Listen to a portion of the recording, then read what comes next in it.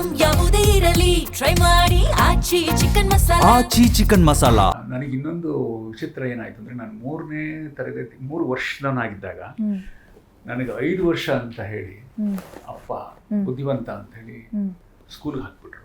Okay, ಆಯಿತಾ. ಹೀಗಾಗಿ ನನ್ನ ಜೊತೆ ಇದ್ದ ಎಲ್ಲರೂ ದಾಂಡಿಗರು ಹುಡುಗರು, ದೊಡ್ಡವರು, ಭಾಳ ದೊಡ್ಡ ದೊಡ್ಡ ಮೈಕಟ್ಟು, ವಾಲಿಬಾಲ್ ಆಡೋದು, ಈಜು ಹೊಡಿಯೋದು, ಈ ಥರದ್ದೆಲ್ಲ ದೊಡ್ಡ ದೊಡ್ಡ ಕ್ರೀಡೆ ಅವರಿಗೆ. ನಾನು ಅವರ ಸಹಾಯಕ. ಅವ್ರು ಈಜು ಹೊಡಿಯೋದು, ಅವ್ರ ಬಟ್ಟೆ ಇಟ್ಕೊಂಡು ಕೂತ್ಕೊಳ್ಳೋದು, ಅವ್ರೇನೋ ಬಾಲ್ ಹೊಡೆದ್ರೆ ನಾನು ಹೋಗಿ ಬಾಲ್ ತಂದ್ಕೊಡೋದು, ಆ ಥರ ಮಾಡ್ತಾ ಇದ್ದೆ. ಚಂದ್ರ ತಗೊಂಬರ ಅಂತ ಕಳ್ಸೋದು ನಾನು. ಯಾಕಂದ್ರೆ ನಾನು ಪೀಚ್ ಆಗಿದ್ದೆ, ಕುಳ್ಳಿದ್ದೆ, ದೈಹಿಕವಾಗಿ ದುರ್ಬಲವಾಗಿದ್ದೆ.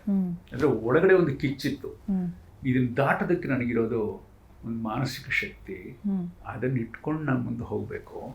ನಾನು ಅದನ್ನು ಬಿಟ್ಟು ಇವ್ರ ಜೊತೆ ದೈಹಿಕವಾಗಿ ನಾನು ಸ್ಪರ್ಧಿಸಲಾರೆ. ದೈಹಿಕ ಸ್ಪರ್ಧೆ ನನಗೆ ಅಸಂಭವ.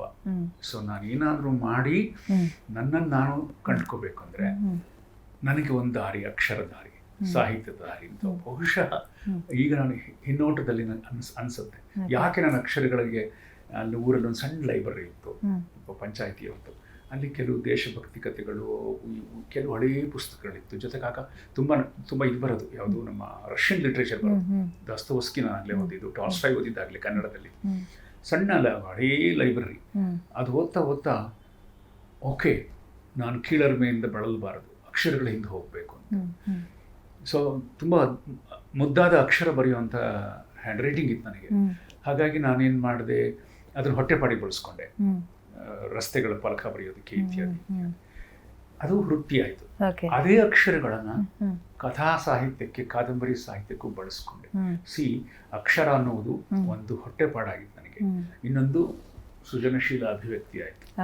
I am so happy about that. ನಾನು ಗುಂಡಾಗಿ ಬರೆಯಬಲ್ಲೆ ಅನ್ನೋದು ನನ್ನ ಹೊಟ್ಟೆ ತುಂಬಿಸ್ತಾ ಇತ್ತು. 25 ರೂಪಾಯಿ ಸಿಕ್ಕರೆ ಅವತ್ತು ಯಾವುದೋ ದುಡ್ಡಲ್ಲ ಸರ್, 25 ರೂಪಾಯಿ ತುಂಬ ದೊಡ್ಡದು. ಅದನ್ನೇ ಒಂದು ಸಣ್ಣ ಕಥೆಯಾಗಿ ಬರೆಯೋದು ಕೂಡ ಅದೇ ಅಕ್ಷರ, ಕೈ ಬರಹ, ಒಂದು ಇಂಗ್ಲೆಂಡ್ ಲೆಟ್ರು ಅಥವಾ 4 ಕಾಗದದ ಹಾಳೆ, ಒಂದು ಪೆನ್ ಸಾಕಿತ್ತು, ಮತ್ತು ಸಣ್ಣ ಒಂದು ಸ್ಟ್ಯಾಂಪ್ ಹಚ್ಚಿ ಕಳಿಸುವಂಥ. ಮೊದಲು ನನಗೂ ಸಂಪಾದಕರು ವಿಷಾದ ಪತ್ರ ಕಳಿಸ್ತಾ ಇದ್ರು, ನಿಮ್ಮ ಬರವಣಿಗೆ ತಿರಸ್ಕರಿಸಿದ್ದೇವೆ ಅಂತ. ಬಟ್ ಚಾಲೆಂಜ್ ತಗೊಂಡು ಮತ್ತೆ ಬರೀತಾ ಇದ್ದೆ. ಸೊ ಹಾಗಿತ್ತು.